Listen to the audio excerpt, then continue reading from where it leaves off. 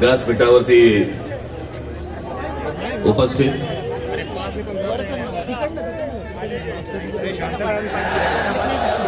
शिवसेनेचे पक्षप्रमुख उद्धव ठाकरे,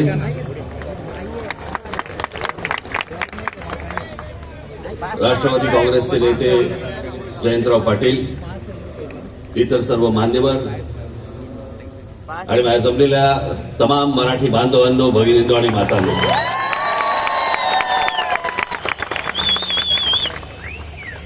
तर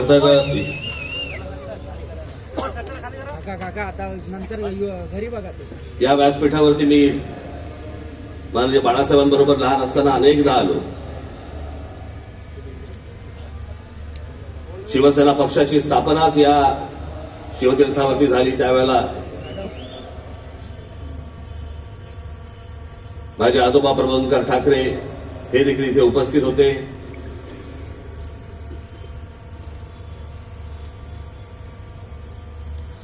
माझे वडील श्रीकांत ठाकरे हे देखील उपस्थित होते.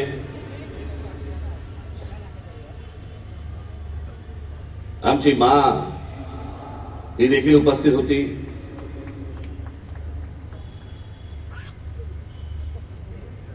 तर आज या क्षणाला हे दोन भाऊ एकत्र आल्यानंतर आम्ही आज माझे आजोबा प्रबोधनकार ठाकरे, माननीय बाळासाहेब ठाकरे, माझे वडील श्रीकांत ठाकरे आणि आमच्या माँ आज खरं तर इथे हजर असायला पाहिजे होते. हे सगळं चित्र पुन्हा एकदा मराठी बांधवांसाठी, मराठी माणसांसाठी, मुंबईसाठी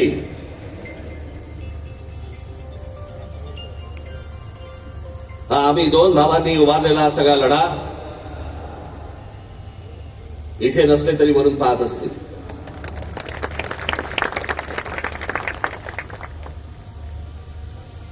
आज बऱ्याच गोष्टींनी आपल्यासाठी जरा थोडंसं घेऊन आलोय. जाताना पोट भरून जा.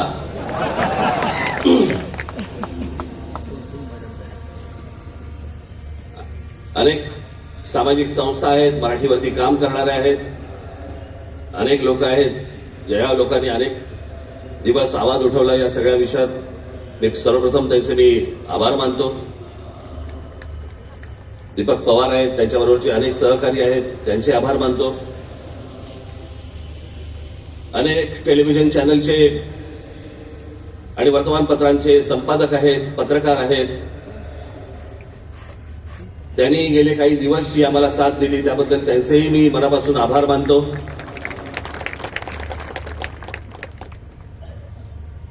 खरं तर मी 20 वर्षानंतर पहिल्यांदा युती करतोय.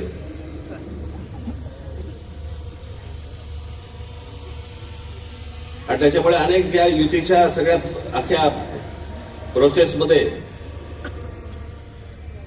अनेक लोकांना तिकीटं दिली गेली, अनेक लोकांना तिकीटं नाही देता आली, अनेक जण नाराज झाले, जे जवळचे होते, सहकारी होते.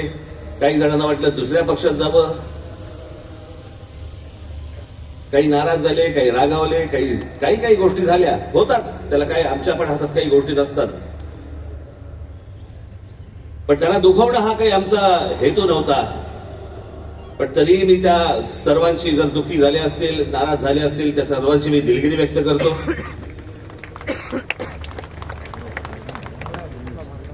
आपलेच आहेत, परत येतील.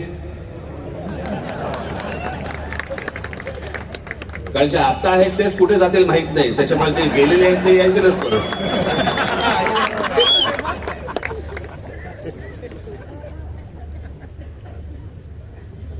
त्याच्यामुळे ह्या सगळ्या गोष्टींमध्ये मी त्यांना समजू शकतो. मुळात मी आणि उद्धव आम्ही दोघे जण एकत्र येण्याचं सगळ्यात महत्वाचं कारण म्हणजे या मुंबईवरती आलेलं संकट. मी गेले अनेक वर्ष या सगळ्या विषयांमध्ये बोलत आलो. गेले अनेक वर्ष मी माझ्या भाषणांमधून हे सगळे मुद्दे मांडत आलो की कशा प्रकारचा डाव रचला जातोय. आणि मग मध्यंतरी या राज्य सरकारने हिंदी सक्तीचा विषय आणला.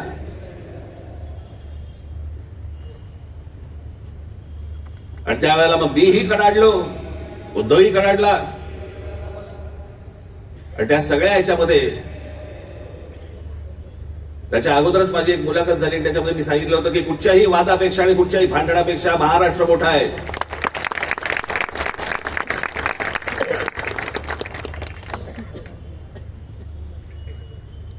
आणि मग तिकडनं ह्या सगळ्या गोष्टींची सुरुवात झाली. पण ते हिंदी सक्तीचा जो विषय होता तो फक्त तुम्हाला चाचपडून बघण्याचा होता. तुम्ही जागे आहात का?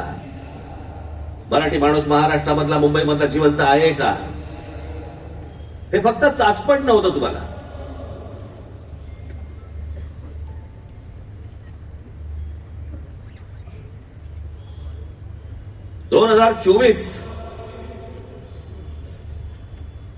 याच्यानंतर या विधानसभा निवडणुकांनंतर या सरकारला काय फेफराला माहित नाही. जे हवं वाटेल ते मनाला काय जे हवं ते करायला लागले. आली कुठून हिंमत?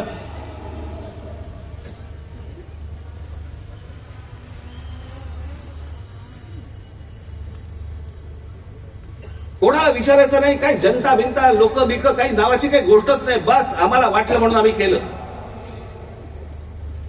हे कोण आहेत लोक? कोण आहे महाराष्ट्रातील जनता? पैसे फेकले की आम्ही विकत घेऊ. आला कुठून आत्मविश्वास?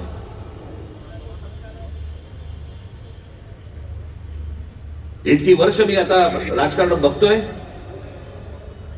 काँग्रेसची लोक सत्तेवरती होती, अनेक लोक सत्तेवरती होते, परंतु ते लोकांना घाबरून असायचे, जनतेला घाबरून असायचे. आता घाबरणं बिबरणं काहीच नाही. गृहीत धरून टाकलं तुम्हाला.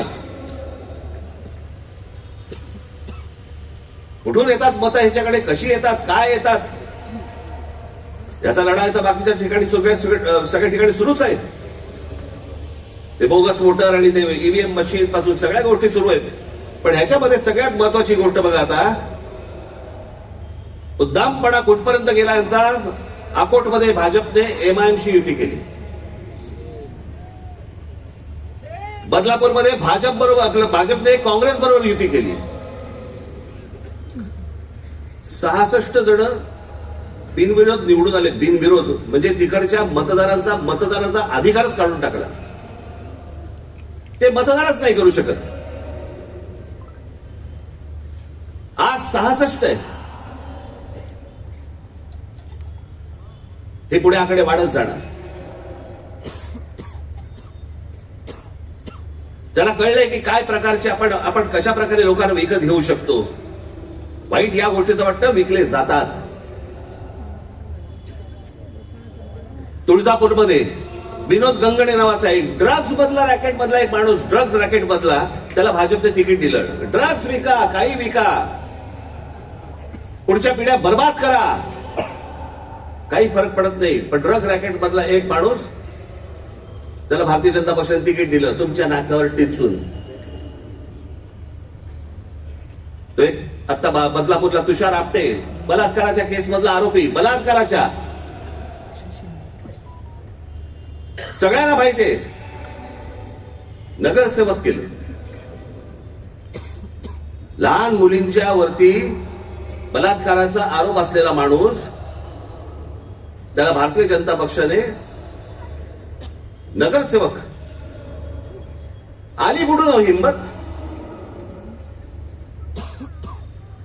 ज्यावेळेला वेडावाकड्या पद्धतीने ज्यावेळेला निवडणुका जिंकण्याचं यंत्र किंवा तंत्र हे ज्यावेळेला हस्तगत होतं ना, त्याच वेळेला हा उद्दामपणा येतो, ही मस्ती येते ना, हा माज येतो ना, हा त्याच्यातनं येतो.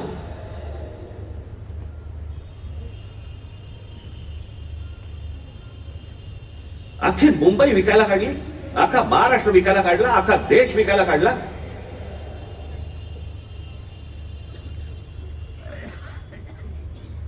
आपल्यासमोर काय वाढून ठेवलंय आपल्याला अंदाज पण नाही. मी तुम्हाला हे सांगतोय, मला 2024 साली मला एक व्यक्ती भेटली.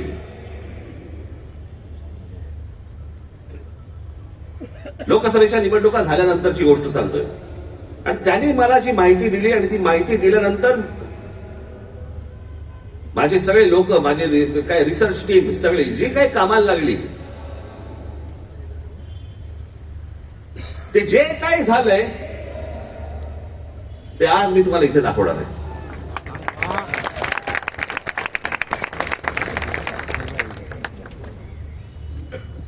आणि मला असं वाटतं की मी आज जे दाखवणार आहे याच्यानंतर जर समजा आपल्याला भीती नाही वाटली तर मला असं वाटतं या देशात निवडणुका न लढवलेल्याच बऱ्या.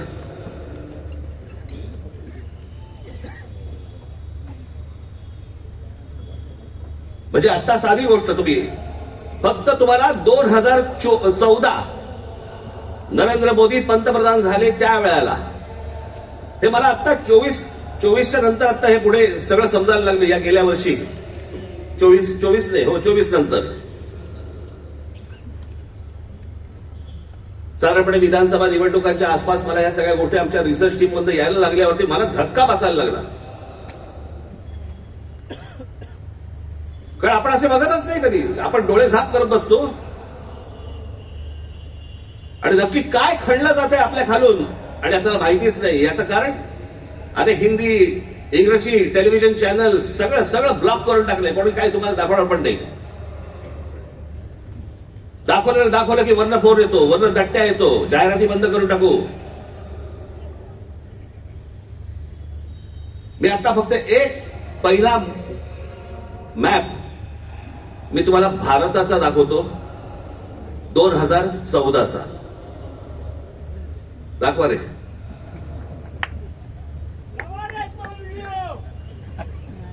हा आहे 2014चा गौतम अडानी यांचे प्रोजेक्ट्स किती होते हे तुम्हाला दाखवणार आहे. 2014ला पंतप्रधान नरेंद्र मोदी पंतप्रधान व्हायच्या अगोदर गौतम अडानी कुठे होते आणि आता पुढचं फक्त बघत राहा की आता 2024-25 ला गौतम अडानी आता कुठे आहेत. फक्त सरकारच्या आशीर्वादाने. आणि तुम्हाला जर नाही धक्का बसला तर मला सांगा जरा, दाखवा.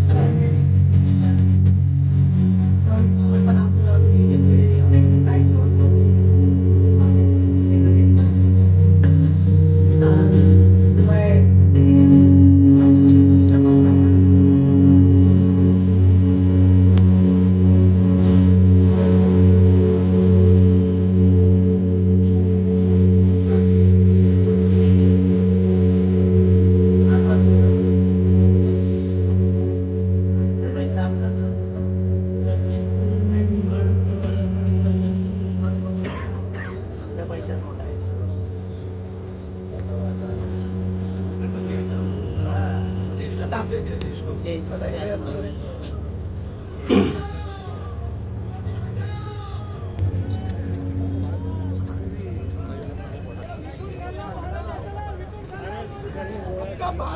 फक्त 10 वर्षातलं आहे. जगामध्ये असा एकही माणूस नसेल जो 10 वर्षामध्ये इतका श्रीमंत झाला. मला कुठच्या उद्योगपतीने उद्योग करू नये या मताचा मी नाहीये, इतका दळभद्री विचार माझा नाहीये. पण या देशामध्ये इतके उद्योगपती असताना एका माणसावरती इतकी मेहरबानी या देशामध्ये होते, मी जगात तर दाखवतच नाही अजून. फक्त 10 वर्षामधली गोष्ट ही 10 वर्षातली. एकाच माणसाला सगळ्या गोष्टी दिल्यात. वीज दिली, सिमेंट बनवण्याच्या उद्योगामध्ये गौतम अदानी हा माणूस कधी नव्हताच 2014च्या अगोदर. आज देशातला 2 नंबरचा सिमेंटचा व्यापारी येतो. उद्या माणसाने समजा उद्या वीज बंद केली, आम्ही अंधारात. सिमेंट महाग केलं, काही बोलू शकणार नाही. सगळी पोर्ट्स खालपासून वरपर्यंत सगळी पोर्ट्स अदानीना, सगळी विमानतळं अदानीना. महाराष्ट्रात काय परिस्थिती आहे एकदा बघा. महाराष्ट्राचं फक्त एकदा दाखवा. फोन करतो तो तिथून निघाल्यावर तुम्हाला फोन करतो.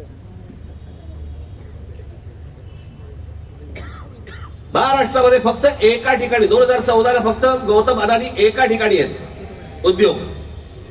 2025ला बघा.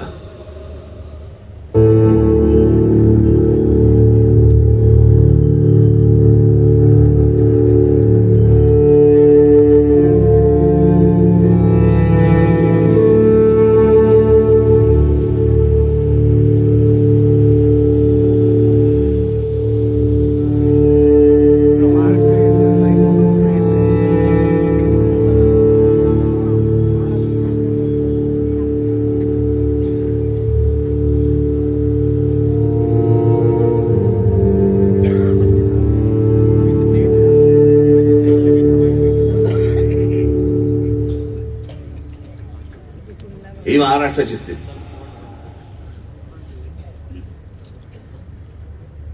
आणि मी जे सतत सांगतो ना, हा जो MMR रिजन मुंबई, या मुंबईवरती मी आता फक्त तुम्हाला वाचून दाखवणार आहे. या फक्त MMR रिजन मध्ये काय फक्त केलंय तेवढं फक्त बघून घ्या. मुंबई महानगर क्षेत्रात अदानी 29 जून 2018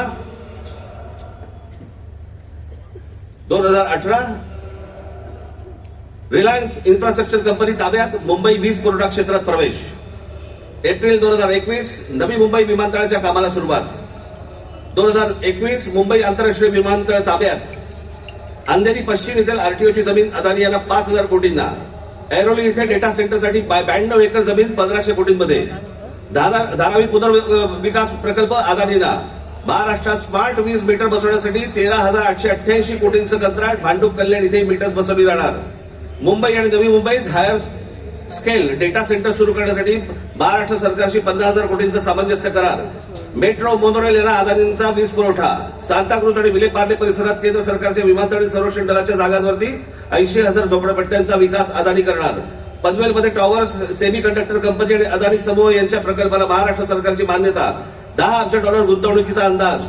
धारावी पुनर्विकास प्रकल्पासाठी देवदारमध्ये 124 एकर जमीन. मुंबई उपनगरातील वाढत्या वीज मागणी पुरवठ्यासाठी वसई खाडीजवळ 209 कांदळवने तोडण्यास मुंबई हायकोर्टाची परवानगी. गौतम अदानी यांची तारापूर अणुऊर्जा प्रकल्पाला भेट. पुढच्या 10 महिन्यात खासगी कंपन्यांना अणुऊर्जा क्षेत्रात देण्याची परवानगी देणारे विधेयक संसदेत मंजूर. रायगड जिल्ह्यातील आंबा नदीकाठी असलेल्या जेट्टी प्रकल्पासाठी 192 कोटीची गुंतवणूक. पनवेलमध्ये 1,000 एकर्समध्ये 10,000 कोटींचा रहिवासी प्रकल्प. मुंबईला वीज पुरवठा करण्यासाठी 1,660 कोटींचं काम. धारावी पुनर्विकास प्रकल्प बांधणीसाठी मुरुड येथे 58 एकर जमीन आणि 319 कोटी मिळाले. धारावी पुनर्विकास प्रकल्प बाधितांसाठी कुर्ला मदर डेअरीची 20 एकर जमीन 57 कोटी मिळाली. 124 एकरचा आणि 36,000 कोटींचा गोरेगाव पश्चिम येथील मोतीलाल नगर पुनर्विकास प्रकल्प अदानींना मिळाला. MIDCने तळोजा येथे 400 एकर एकर नंतर आणखी 159 एकर जमीन दिली. बांद्रा रेक्लेमेशन पुनर्विकास प्रकल्प 24 एकर 30,000 कोटींमध्ये मिळाला. पालघर डहाणू येथे अदानी वीज प्रकल्प. अदानी नवी मुंबईत सेमीकंडक्टर प्रकल्प सुरू करणार. वसई येथील तुंगारेश्वर अभयारण्यातील जमीन अदानी इलेक्ट्रिसिटीला. टिटवाळा मोहने आंबिवली शहरात येथील अदानी सिमेंट फॅक्टऱ्या. वाढवण येथे बंदर उभारण्यासाठी अदानी समूह उत्सुक. महाराष्ट्र सरकारशी सामंजस्य करार. वाढवण येथे विमानतळ उभारण्यासाठी अदानी समूह उत्सुक.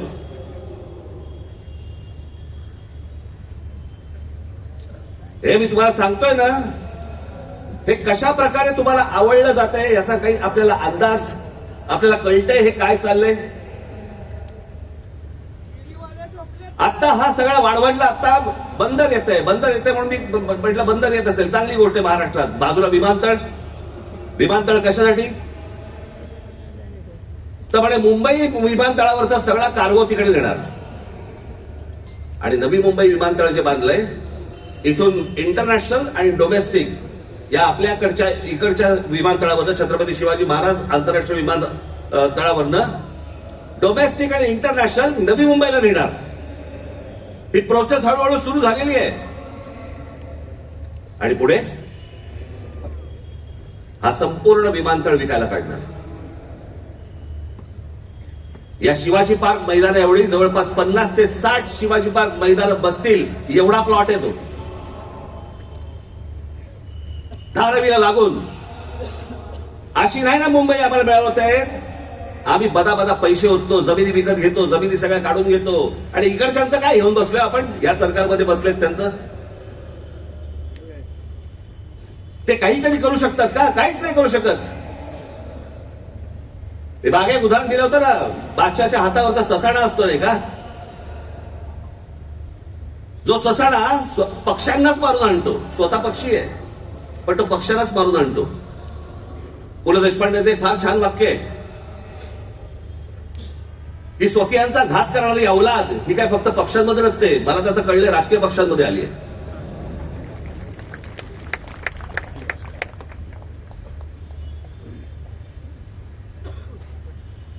डोक्यात केली सत्ता, डोक्यात.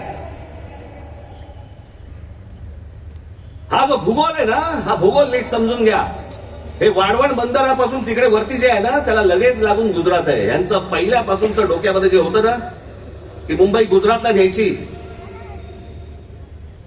मग मुंबई गुजरातला न्यायची असेल तर काय करायला लागेल, पालघर जिल्हा ताब्यात घ्यायला लागेल, ठाणे जिल्ह्याचा भाग ताब्यात घ्यायला लागेल, या MMR रिजनचा भाग ताब्यात घ्यायला लागेल, तर मुंबईपर्यंत पोहोचता येईल. माणसं पहिली बदा तिकडे टाका, त्यांचे मतदारसंघ फोडा, मराठी माणसांना फोडा, हे मतदारसंघ ताब्यात घ्या आणि त्याच्यानंतर सांगा अरे खासदार तर आमचाच, आमदार तर आमचाच, नगरसेवक पण आमचाच, महानगरपालिकाही आमच्या हातात.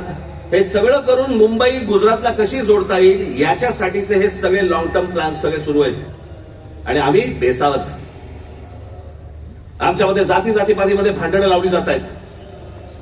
हा मराठा, हा ओबीसी, हा अजून कोणी. एकदा मुंबई हातात तर गेली ना बाबांनो. महाराष्ट्र झारखंडपेक्षा काही वेगळं करणार नाहीत. हे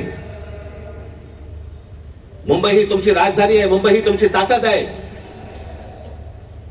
पण जो मस्तवालपणा जो अंगामध्ये शिरलेला आहे यांच्या, की आम्ही काहीही करू, कुठूनही मतं आणू, जे यांनी विधानसभेला केलं तेच करण्याचाही आता पण प्रयत्न करणार.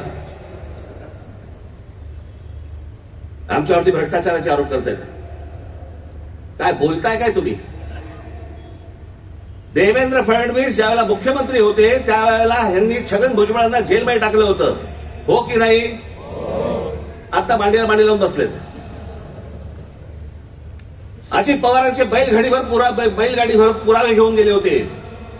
काय किती 70 का 80,000 कोटीचा काहीतरी घोटाळा, त्याच्याबद्दल पुरावे बैलगाडीतनं घेऊन गेले होते. आता काय सांगताय, कोर्टात केस आहे, पुरावे असतील तर त्यांना अटक होईल. अरे मग तुम्ही पुरावे दिले होते ना, द्या आता कोर्टात. ही सगळी बाहेरून सगळी माणसं आणायची, इथे भरायची, तुमचा टक्का कमी करायचा, तुमचं अस्तित्व घालवायचं. इथे येऊन यांची माणसं मिळणार, इथे उत्तर भारतातलं माणसं येणार आणि म्हणणार इथे तुम्हाला काय एक कोणतरी उत्तर भारतातला माणूस बोलवता म्हणे, मुंबईमध्ये म्हणे नोकऱ्या जर घ्यायच्या असतील महानगरपालिकेमध्ये तर इथल्या स्थानिकांना, उत्तर भारतीय लोकांना दिल्या पाहिजेत. हे बाहेरून येणारे म्हणे कोल्हापूर, सातारा, सांगलीवरनं येणारी माणसं हे बाहेरच्या लोकांना द्यायची नाहीत म्हणून. बाहेरची लोक म्हणजे आमच्या सातारा, कोल्हापूर, सांगलीमधनं येणारी आता हे बाहेरची लोक झाली आणि हे आतले.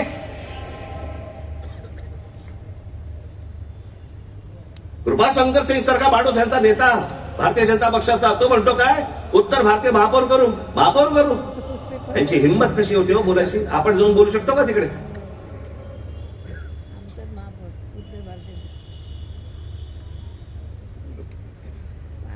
याचं कारण तुम्ही एकत्र येऊच नाही याच्यासाठीचा बंदोबस्त यांनी केलेला आहे. म्हणून काय करायचं, पैसे टाका, माणसं फोडा. यांचं मुंबईवरचं लक्ष उडालं पाहिजे, महाराष्ट्रावरचं लक्ष उडालं पाहिजे. हे मराठी म्हणून कधी एकत्र येताच कामा नाहीत. आणि मग आपल्याला जे साध्य करायचंय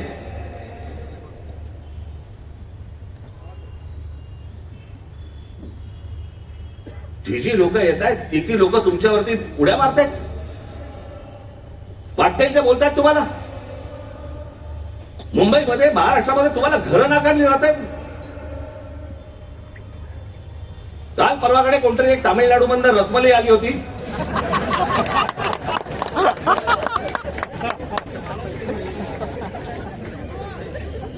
तो सांगतो मुंबईचा आणि म्हणजे महाराष्ट्राचा संबंध काय. भडव्या तुझा काय संबंध आहे इथे?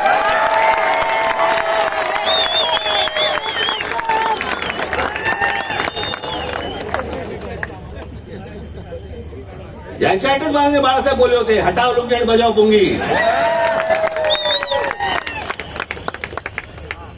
अनेक दाक्षिणात्य इथे राहत आहेत, अनेक जैन मारवाडी इथे राहत आहेत, आनंदाने राहत आहेत. पण कसं भडकवलं जाते बघा तुम्हाला कबुतरांच्या नावाने. कबुतर राहिली बाजूला, पण हे सत्ताधारी जे फडफडत आहेत ना, हा त्यांचा प्रश्न आहे. काल परवाची गोष्ट, इथे मुंबईमध्ये जैन मराठी वादावरती पडदा टाकण्यासाठी म्हणून एक बैठक झाली. ही बातमी फक्त नवाकाळला आली. त्यांचे कुठे जैन मुली निलेश चंद्र आहेत, निलेश चंद्र बघा. ते जैन मुली निलेश चंद्र काय सांगतायत तर कबुतरे खाणे आणि मांसावर मराठी जैन समाजात पेटलेला वाद मिटवण्याची जबाबदारी मुख्यमंत्री देवेंद्र फडणवीस यांनी भाजपा मंत्री मंगल प्रभात लोढा यांना दिली. मात्र मंगल प्रभात लोढा यांनी हा वाद मिटवला नाही तर ह्या समाजामध्ये जास्तीत जास्त भांडणं कशी लागतील हे पाहिलं. म्हणजे मराठी माणसापासून गुजराती बाजूला करायचे, आता ही लुंगी अंडी इकडनं तांबडे बाजूला करायचे, अजून कोणतरी युपी मधनं बोलवायचा त्याच्यात अजून ते बाजूला करायचे. तुम्हाला या महाराष्ट्रामध्ये, मुंबईमध्ये एकट्यात पाडायचं. एकटे असलो तरी काफी होत.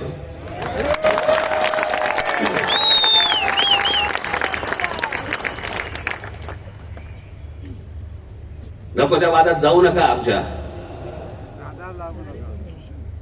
त्यांच्या गुजरात मधनं बिहारी लोकांना ज्याला हकलवले त्याच्या बातम्या नाही होत.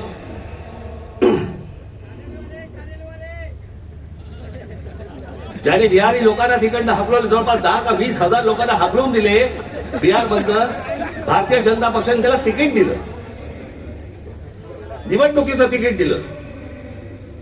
आणि हे वाद फक्त तुमच्यासाठी, आमच्यासाठी इथे फक्त करून ठेवतायत. गेले अनेक वर्ष सांगतो तुम्हाला, हे सगळं हे जे मुद्दामून जे चालू आहे, तुमचं अस्तित्व नष्ट करण्यासाठी हे सगळं सुरू आहे. आज ही मुंबई हातामध्ये गेली. मुंबई का पाहिजे हातात? आज केंद्रामध्ये यांची सत्ता, राज्यामध्ये यांची सत्ता, पण उद्या मुंबईमध्ये, ठाण्यामध्ये, कल्याण डोंबिवलीमध्ये, आमच्या एमएमआर रिजनमध्ये उद्या यांना जर काही करायचं असेल, महानगरपालिकेची परवानगी लागेल. आणि महानगरपालिका जर आपल्या हातात असतील, हे जमिनी विकून देऊ शकत नाहीत, हे जमीन देऊ शकत नाहीत.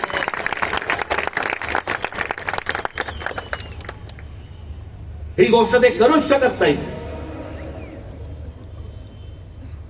हा धोका काय होता ना बाबांनो, मी फक्त वेळ कमी आहे परंतु मी आपल्याला एक धोका, हा किती वर्षांपूर्वी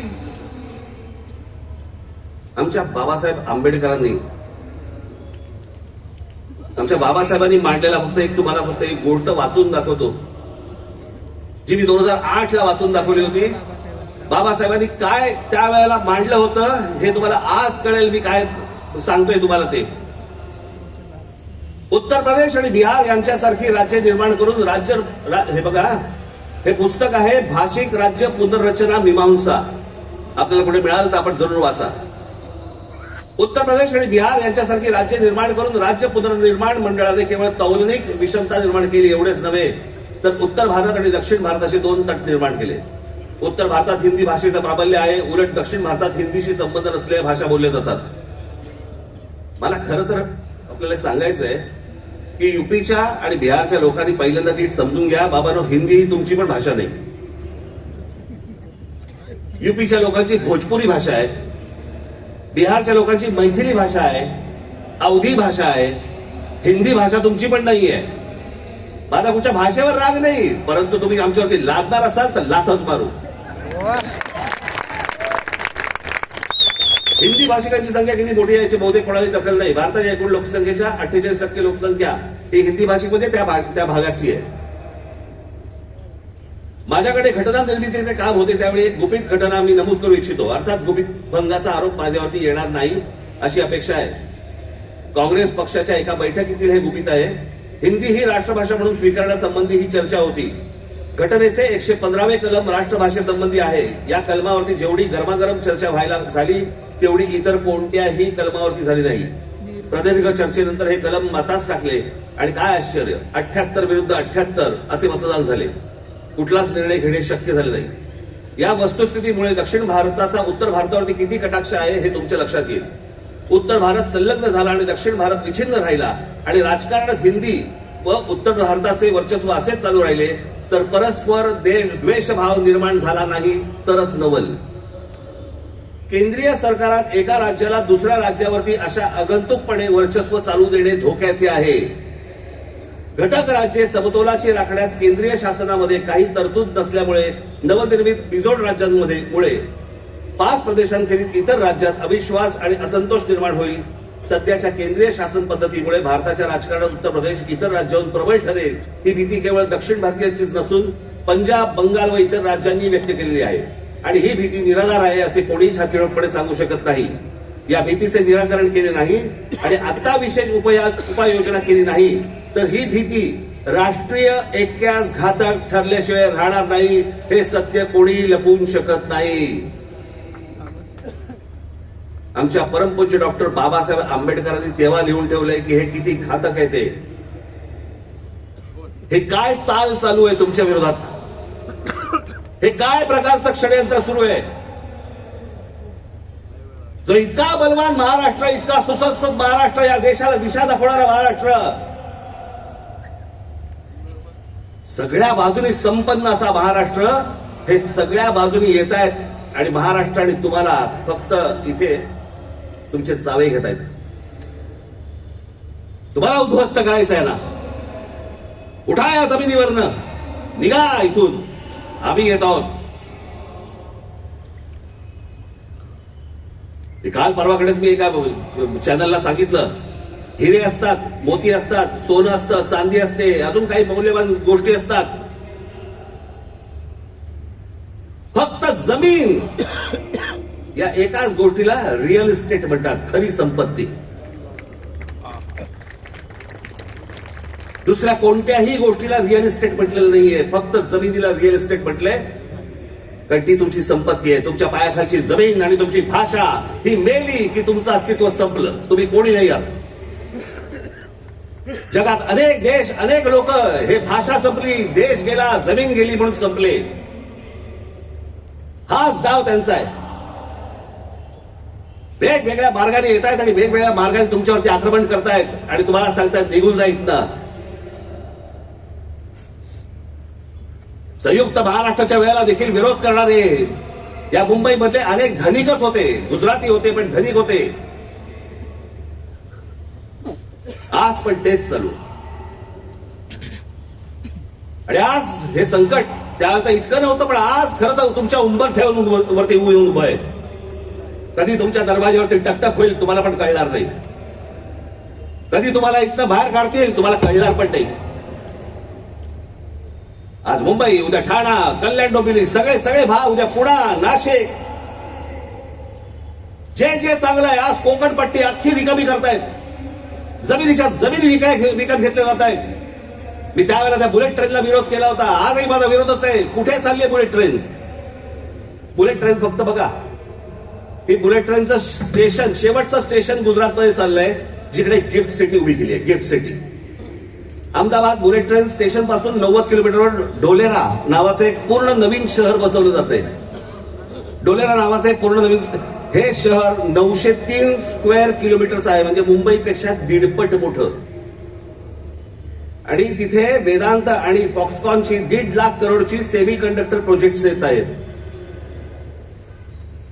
अहो, आपल्याला समजत पण नाही हे काय चालू आहेत नक्की, यांचे कुठून रूळ चाललेत आणि कुठून गाड्या चालल्यात आणि कुठून त्यांचे मार्ग सुरू आहेत आणि काय घेऊन जायचंय यांना आणि काय आणायचंय, इथे काय भरायचंय. एकदा जाऊन बघा हो. वसई विरार पासून सगळ्या गोष्टी बघा, कसे कसे भरत येतात, कसे भरत येत आहेत. तुम्हाला घरं नाकारणार, ह्यांना सगळ्यांना घरं मिळणार. तिकडनं बाहेरच्या राज्यातनं गुजरातमध्ये येणार, ह्यांना घरं मिळणार, तुम्हाला नाकारणार. तुम्हीच नसाल, तुमचंच अस्तित्व नसेल, काय चाटाची आहे महानगरपालिका?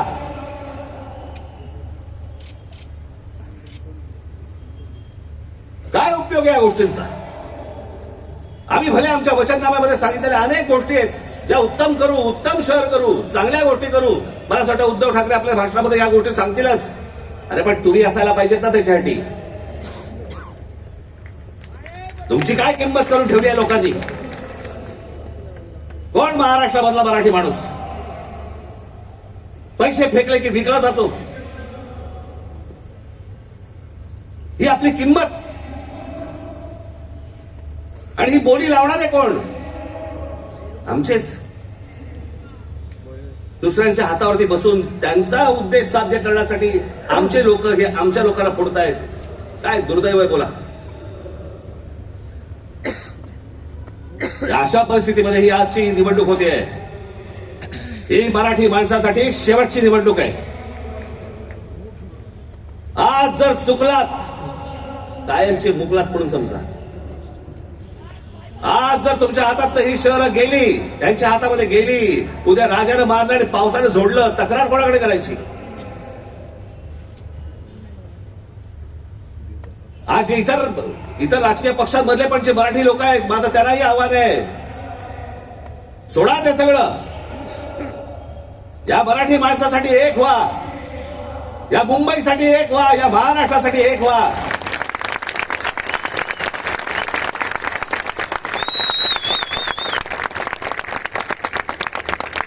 इतक्या वर्षांच्या परंपरेने, इतक्या लोकांच्या तपश्चर्याने ही मुंबई महाराष्ट्राला मिळाली. 107 आमचे हुतात्मे गेले. उद्या मुंबई गेली तर त्या पुतळ्यानंतर काय अर्थ उरतो? आणि पुतळे काय म्हणतील ते? आमचा मराठी माणूस बेसावत राहिला आणि म्हणून आम्ही मिळवलेली मुंबई आम्हाला गमवावी लागली. आज तुमच्या समोर ही सोन्यासारखी संधी आलेली आहे. आम्हाला सत्ता काय, सत्याचं काय करू? सत्तेशिवाय पण आपण लाथा मारल्यात ना. अनेक अंगावर आले, त्याला तुडवलेच ना. पण तुम्हाला ह्यांचा मास, या सगळ्या लोकांचा, सत्ताधाऱ्यांचा तुम्हाला उतरवायचा या निवडणुकीमध्ये. कुठेही बेसावत राहू नका. माझी आपल्याला सगळ्यांना एक फक्त सांगणं आहे, हे ईव्हीएम मशीनवरती लक्ष ठेवा. दुबार मतदार सकाळी 6 वाजता, मला जेवढे काय बीएलए नेमलेले आहेत, सकाळी 6 वाजता तिकडे सेंटरवरती पाहिजेत दोन्ही पक्षांचे. आणि दोन्ही पक्षातले जे सगळे लोक आहेत यांना फक्त मी एकच सांगतोय, बाबांनो, आता आपल्यातलं काही वाद नाही. आता खरी लढाई त्यांच्याशी आहे.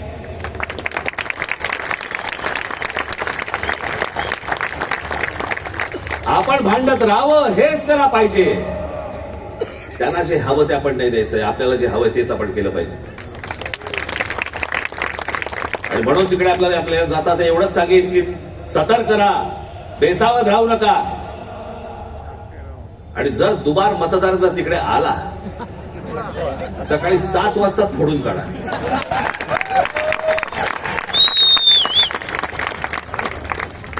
ही मुंबई राहावी, हे महाराष्ट्र राहावं, राज्य राहावं, हे मराठी माणसाच्या हातात राहावं, तुमच्या हक्काचं असावं, तुमचंच आहे ते. आणि मला असं वाटतं की जो लढा आजपर्यंत मराठा साम्राज्याने दिला, तो लढा आज सगळ्यांना, तुम्हाला, आम्हाला सगळ्यांना करायचा आहे. हा महाराष्ट्र वाचवायचा आहे, महाराष्ट्र समृद्ध करायचा आहे, ही आपली शहरं समृद्ध करायची आहेत, ही मुंबई आपल्याला वाचवायची आहे. ही मुंबई कदापि आपल्याला कुठेही गुजरातला राहून द्यायची नाहीये. या सगळ्या गोष्टींसाठी आपण सगळेजण कामाला लागाल अशी एक आशा अपेक्षा बाळगतो आणि आपल्या सर्वांची मी रजा घेतो. धन्यवाद. जय हिंद, जय महाराष्ट्र. धन्यवाद. आणि यानंतर मी विनंती करतो शिवसेना पक्षप्रमुख आदरणीय उद्धव साहेब ठाकरे यांना, त्यांनी या सभेला मार्गदर्शन करावं.